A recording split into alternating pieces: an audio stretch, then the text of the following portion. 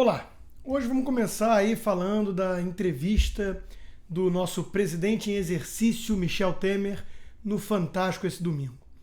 É realmente naquela linha de que alívio para os brasileiros não ter mais que escutar a presidenta Dilma com aqueles raciocínios brilhantes que não consegue concatenar um só raciocínio com começo, meio e fim e nexo lógico. É realmente um salto gigantesco, tanto na forma quanto no conteúdo. Temer assume uma postura de presidente da República, que nós não temos há 13 anos no Brasil, né? Uma postura muito mais discreta, institucional, adequada para o cargo que ocupa.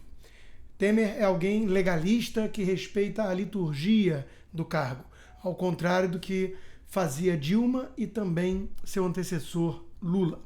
Quanto ao conteúdo, fica importante aí destacar justamente essa postura republicana que Temer tem adotado, né, de consciência da divisão dos poderes, do trabalho de articulação político-partidária que ele tem pela frente e da urgência das reformas econômicas.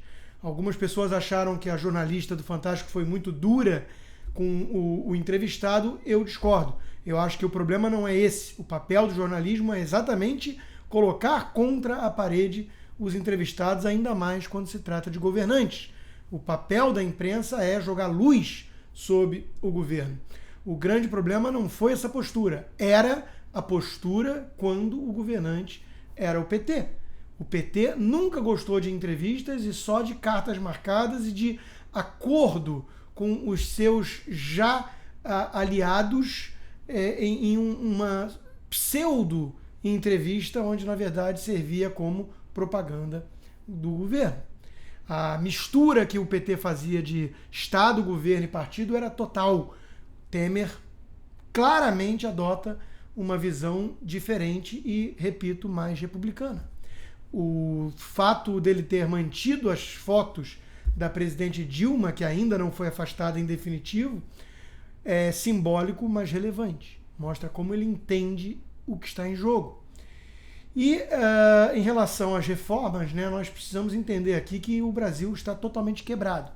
Hoje tem matérias aí, reportagens sobre o possível rombo que o PT vai deixar, né, a herança maldita, e algumas pessoas falam em 120 bilhões de reais. Isso é um número muito tímido.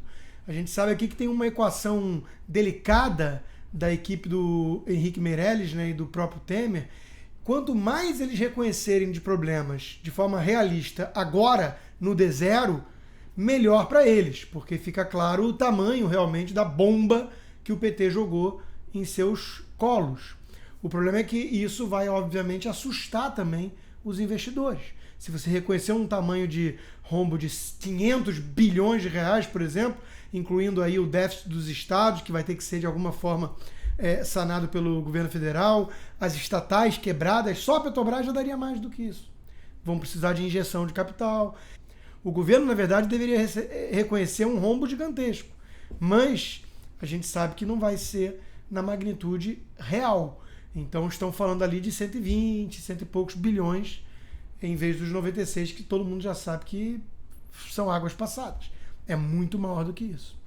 Mas vejam bem, a economia está quebrada, o Brasil foi entregue, né, totalmente falido na mão de Michel Temer e de sua equipe. O PT destruiu o Brasil e essa é a grande prioridade agora. Reconstruir o país, recolocar a economia nos trilhos. É óbvio que Michel Temer vai precisar de todo o apoio, toda a articulação política para tanto, mas fica aqui a mensagem, o recado, né? Até porque a turma da CUT e dos outros sindicatos ligados ao PCdoB e ao PT se recusaram a participar de uma conversa com o governo. Declinaram o convite. Disseram que não há conversa com golpistas. E aí eu digo, Temer faz bem se der uma banana para eles. A gente sabe que não é do perfil de Temer, não é a sua personalidade e não é o que o Brasil precisa agora. O Brasil não precisa agora de confronto declarado, ele precisa justamente de trabalho discreto de bastidores, que é o que o Temer sabe fazer bem. Só que nós não precisamos da esquerda radical nesse acordo de união do país. Até porque esse pessoal joga contra o Brasil. Então, Temer vai ter que articular, sim, vai ter que contar com o apoio de vários partidos. A gente sabe que nessa costura vai ter coisas que a gente não vai gostar, não muito republicanas ou éticas. Infelizmente, ainda é parte aí do jogo político no Brasil. A gente sabe de tudo isso.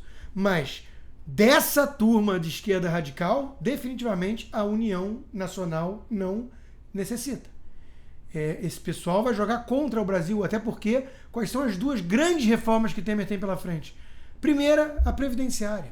É a bomba relógio, é o que quebrou o país. Eles sequer reconhecem isso como problema. Eles acham que o governo exagera. Eles acham que não existe uma bolha montada em cima desses pilares de areia do modelo de repartição coletivista da Previdência Social, que é um esquema de pirâmide, Ponzi. E a reforma das leis trabalhistas, que eles, obviamente, também não aceitam. Eles acham que a CLT de Vargas, da era fascista, inspirada em Mussolini com a sua Carta del Alvoro, representa uma grande conquista trabalhista para o Brasil. Então, dessa turma aí não vem nada de bom. Esquece. Temer teria que ter coragem de comprar a briga com essa esquerda radical. Na questão do MINC, da cultura, eu até acho que é uma briga desnecessária no momento, em termos de muito barulho, que esse pessoal é muito organizado e não está nem aí para a prioridade do Brasil, para a pauta que a população mais carente necessita hoje, que é recuperar a economia. Eles só ligam para os privilégios e mamatas, né? Isso já ficou evidente, são pessoas insensíveis dessa elite da esquerda caviar na cultura, mas não é a prioridade de Temer declarar guerra a eles. Eu adoraria ver, mas não é a prioridade. Se ele fizer isso, ele vai ter que se desgastar muito com essa batalha e não é a prioridade do Brasil. Agora, em relação aos sindicatos, a CUT e companhia, a OMST, a esse pessoal aí, ligado ao PT de forma umbilical e que representa de fato um obstáculo ao verdadeiro avanço e progresso do país, nessas reformas estruturais, esse pessoal aí, Temer definitivamente não precisa de apoio e tem mais é que declarar guerra e comprar briga. Então, é isso. Nós temos hoje a possibilidade de um renascimento de um país mais a centro, que é o que Temer representa. Não é direita, não é liberal, não é conservador. Isso quem fala é a turma de esquerda, que está vendo sua hegemonia ameaçada. Há uma reportagem na Folha hoje sobre o renascimento da direita. Eu prefiro chamar do nascimento de uma nova direita, que deveria se desvencilhar, assim, do passado do regime militar. Não é nada disso. Nós não nos interessamos por essa disputa de Guerra Fria. Isso é coisa do passado. A esquerda, o PT, esse pessoal que não acha que o comunismo acabou e que o Muro de Berlim caiu, eles adorariam ficar numa disputa da época da Guerra Fria. Nós temos que pensar num país a ser construído, que foi totalmente destruído por esse pessoal. É uma agenda construtiva, positiva, que nós precisamos. Para isso, a ajuda da turma do contra, né, da turma dos soldados antipetistas e anticomunistas, é muito bem-vinda essa ajuda. Agora, não é essa a pauta. Essa pauta é outra. É para impedir a transformação do Brasil na Venezuela. Isso, a princípio, a gente está conseguindo.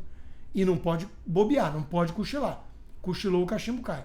Agora, precisamos falar aqui da construção de um país novo, mais justo e mais livre. E que volte a gerar emprego, riqueza. Essa é a pauta. Temer representa uma ponte para isso. É um governo mais ao centro, tampão, fazendo reformas necessárias que vão impedir a completa destruição do Brasil. É isso. Para isso, precisamos deixar de lado aí essa esquerda radical. O Temer definitivamente não precisa dessa turma e nunca vai ter o apoio deles, nem mesmo dos artistas e intelectuais engajados, mas tem que saber comprar as brigas. A briga da turma da cultura, eu repito, eu adoraria ver, mas falando de forma realmente tática, de analista, não é a prioridade. CUT, MST, isso é prioridade. Ou o Brasil vence essa turma logo, ou a gente afunda, mesmo depois de tirar o PT. Temer não precisa conversar com a CUT, nem com a MST. Com esse pessoal, polícia, se cometerem crimes. E o resto, bola para frente. Você está com o apoio aí de uma boa parcela da população brasileira que está ansiosa pelas reformas que poderão fazer o Brasil voltar a sonhar com um futuro melhor. Toca a ficha que o Brasil tem pressa.